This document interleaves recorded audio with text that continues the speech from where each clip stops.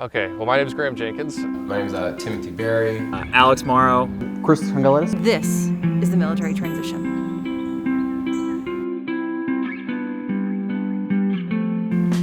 I spoke with Graham Jenkins in St. Louis, Missouri. Graham started his transition with a high-paying management job, looking forward to the standard American dream and fulfilling expectations of officers leaving the military. But he made a decisive turn into a continued life of service and is now a student pastor at Concordia Seminary.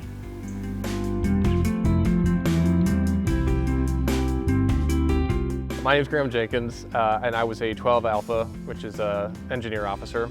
A couple of the jobs that I had were pretty typical. Platoon leader, XO. I was a company intelligence support team leader for a little while, which is just like S2 advisor for a company.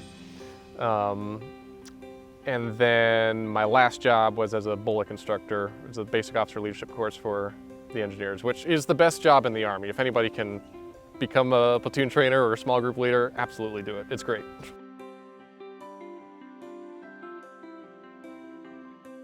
I really enjoyed going to the field because I really enjoy things that are outdoors. So any chance to be in nature, even if it's in a combat exercise, was absolutely enjoyable for me. I also really enjoyed the organized PT, having that sacred time in the day dedicated for physical activity that everybody partook in and nobody scheduled over. You know, that doesn't happen anywhere else in the world. I really enjoyed as cliche as it sounds, the camaraderie. The kind of relationships that you forge with people in those environments are completely not comparable to any corporate job where 5 o'clock hits, everybody goes home, and they don't carry on the same friendships that they do in the military. I'm not saying it doesn't exist anywhere, but it's in spades in the military, and I really miss those relationships.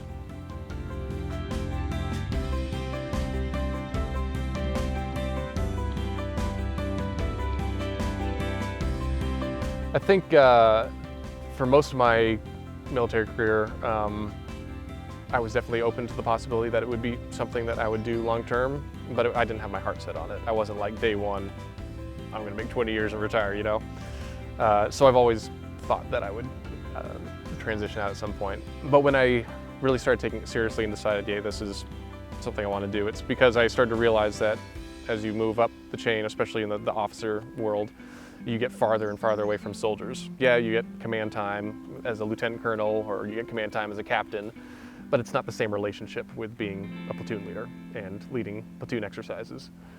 And then more and more of your career starts to become staff work. It starts to become, paper pusher kind of sounds bad, but that's, you know, let's be honest. That's what it is. And I saw that that's where I was going, and that was my destiny. And I saw the S3 major just pulling his hair out and hating life. didn't want to be him. So I knew what my career path was, and I knew it's not what I wanted. Yeah, and it wasn't a decision that I got to like, oh my goodness, I hate life. I need to make a change. You know, it was definitely bittersweet, and there was a lot of things that I was very fond of in the military that I still look back on and remember. So it wasn't a cut and dry decision, I guess.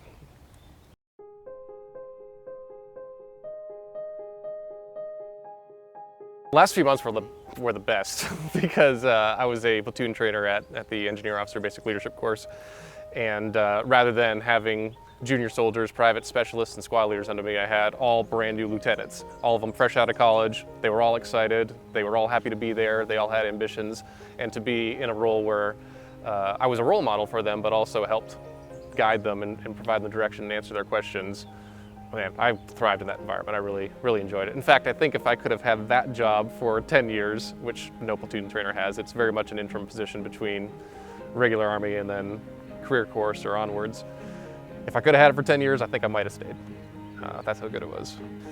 So I joined, or signed up with one of the headhunting agencies that is presented to anybody that's getting ready to leave the military. My particular one was Alliance, and what they do is they take your experience as an officer or an NCO, and they help translate that into a civilian resume, and then they basically put you on you do this, it's kind of like a crash course, civilian management schooling that lasts about 9 months, and you just kind of do it online in the background leading up to your end date. And then at the culminating event is you go to a hotel for 3 days and you essentially do speed dating with companies, and you interview with like 15 companies. And they're all looking for people with the kind of manager experience that comes from being an officer or being an NCO. And I would sing their praises. I mean, those are great companies. I mean, they will expose you to people that would be difficult to get on your own. You know, these companies have a rapport. Alliance has a rapport, and is definitely well thought of people that are trying to get military officers. I guess another piece of advice I would give to somebody is you don't have to be active duty military in order to sign up with these companies. You could have been a veteran of 4 years ago and still sign up and get the benefits. So that option is always there. There's a lot of people that would find tremendous value in the job that I had before I ended up leaving it. And I know a lot of people that went through that program that have been working at jobs they landed with Alliance going on 5-6 years now and are quite happy with where they are.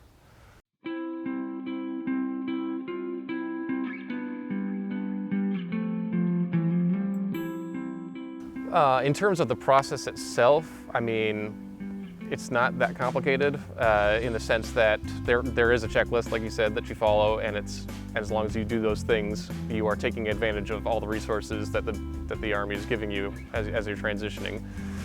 I guess my advice would be to not be in a hurry to jump to something else afterwards. Take some time and figure out what you want to do. I mean, the whole reason I ended up in this place was because getting out of the military, I did not want a break in my professional career. I wanted to go straight from the military into something of equal pay, equal status.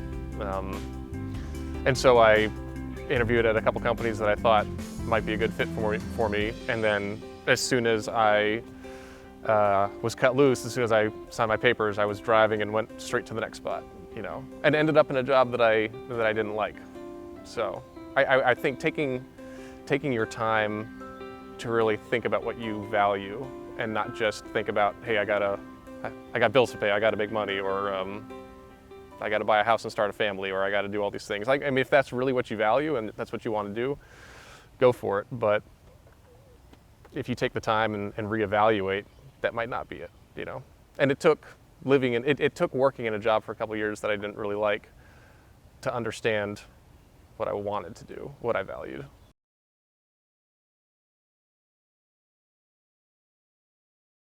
My priorities at the time when I got out of the military were I didn't want to take a pay cut. I wanted a pay raise. I wanted to make more money.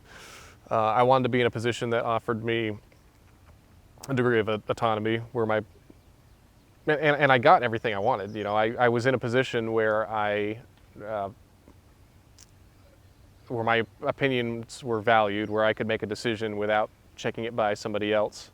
And where, you know, I certainly had my own boss, I had my own supervisor, but I didn't need to be in contact with him every day. And people looked to me for answers. I enjoyed. I think I could have done well in that environment, but it was nihilistic a little bit. You know, there wasn't a work-life balance. I mean, I guess. And I'll just give you a hard example. My first summer working there, the first 6 months of working there, I was doing a project for an auto manufacturer for non-disclosure agreements. I'm not going to say what their name was, but we were working on a project that started to fall a little bit behind, and the consequence for us falling behind would be that we didn't get the machine installed on their factory floor in time, which meant they wouldn't be able to release the newest model of that car on time. And so it all came down to us. So in order to get it done in time, we had to work 86-hour plus days a week for my first summer living in Michigan, which is the best time in Michigan, which, you know, the other half of the year it's cold and horrible. So I wasted all of that doing something that I did not find a lot of value in. And that's not to say that, you know, I wanted my company to succeed, but my first experience with the company was hey, you guys got to work through Easter. I don't care. Let's just make it happen. I don't care that you're missing your kids' your kids' sporting events, or I don't care that you haven't eaten dinner with your family this week. The most important thing in the universe right now is that the 2018 Subaru hatchback ships on time. So,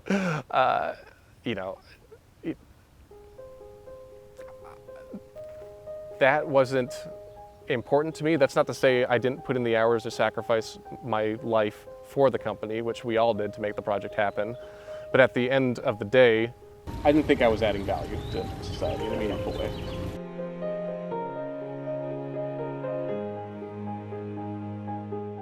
Well, I knew approximately 6 months into my job that it was not something that I wanted to do long term. But I also didn't want to just leave right away. There was still tremendous value that I could get from that job and experience. And so I stuck with it a little bit longer, but in the background I started thinking about what am I going to do next? And I still had a GI Bill that I hadn't used. And so ultimately I said, hey, I think I might want to go back to school. And so I started thinking about things I'd want to go back to school for. And the idea of being a pastor is something that's kind of danced around in the back of my mind on and off for the past 10, 15 years. And then it kind of finally struck me that I was in the perfect position in life with the GI Bill to take the plunge and just do it, without worrying about what life would look like on the other side. I wasn't happy with where my job was. I knew that I could go to school and have it relatively free. There's still living expenses and things that need to be covered, and books and supplies and whatnot. But and then I was almost 30 years old, and I decided that if I wanted to make that kind of career switch, I wouldn't want to do it any later than that. Not why I want to be a pastor or why I think I would be a good pastor is a completely different conversation. I have a strong desire to be in a service-oriented position whose metric of success is not how much money you're making for the organization.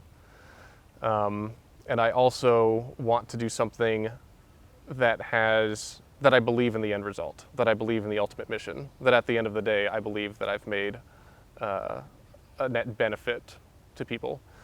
And I can't think of anything that would fill that role more or check those boxes better than preaching the Word of God, delivering the sacrament to the faithful, and ultimately expanding Christ's kingdom and helping to lead the church militant in a way that grows the church, and then have fun while doing it.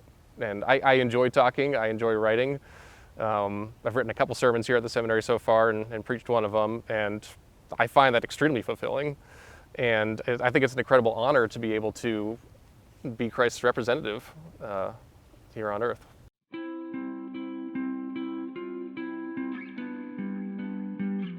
In just this moment, I am enjoying having my vocation being a student.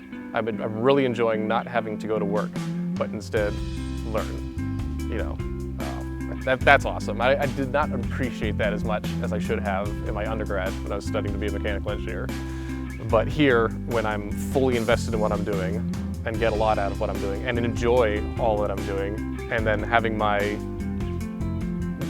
role, is to be a student, is to observe, to absorb as much as possible, and then apply that in a way that's meaningful. It's awesome, I might hit the snooze button on life a little bit longer, pursue a PhD, who knows, without leaving, just because this is such a great place, and I'm mentally in just such a great state of mind in life right now, Very satisfied. Yeah, I don't want this to end. I mean, eventually I do, but I want this to last as long as possible.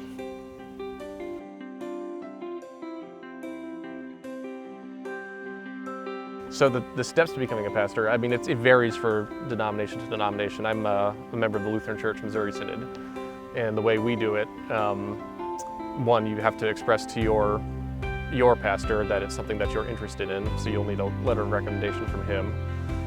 There's also some entrance exams that you need to pass. There's fluency in the Old Testament, New Testament, and then Christian doctrine exams. You have to pass all those. You have to get a passing or acceptable score on the GRE, just like any graduate program, because it is a master's program. And I believe all masters in divinity are master's program. I guess in the name that makes sense, Master's of Divinity. Yeah.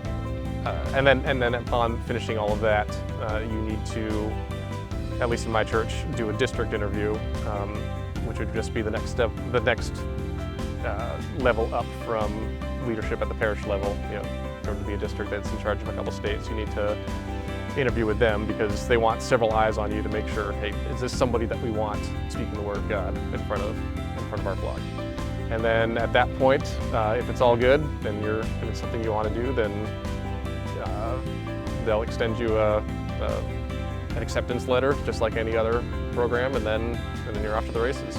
You're not just coming here to get any degree. Like, it's not like going to a graduate program somewhere else to get an MBA, and then at that point you interview with companies. You know, they're interviewing you for a position in their church, and it's, at least in my denomination. I know there are other seminaries that service a number of denominations, but ours particularly, when they're accepting you to the college, to the school, they're accepting you into the job. It's the job interview and the interview to be a student are rolled into one.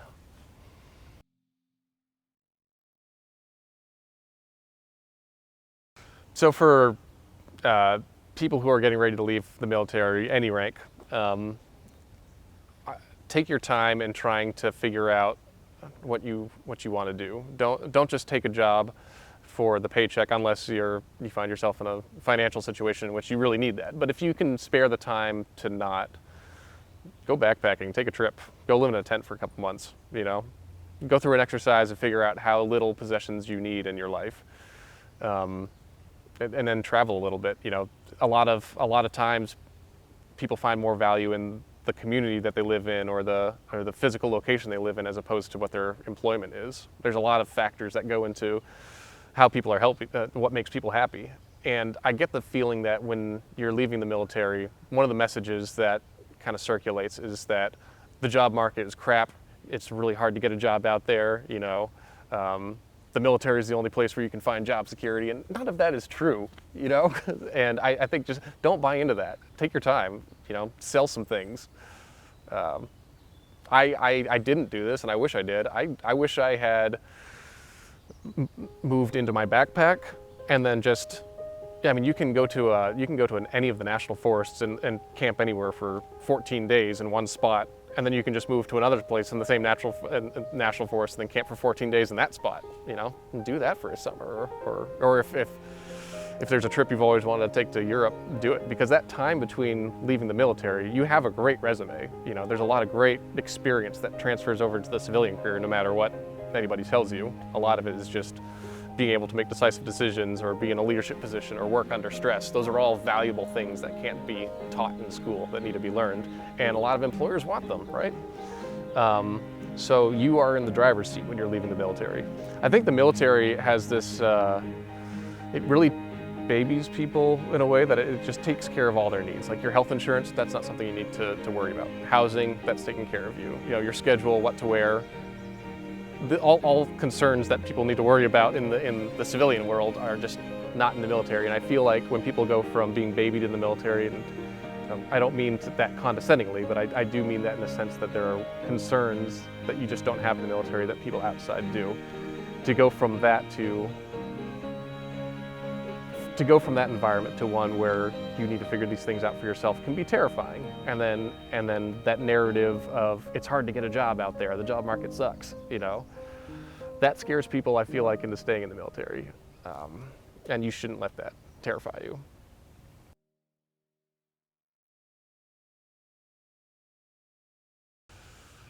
Not the future I wanted.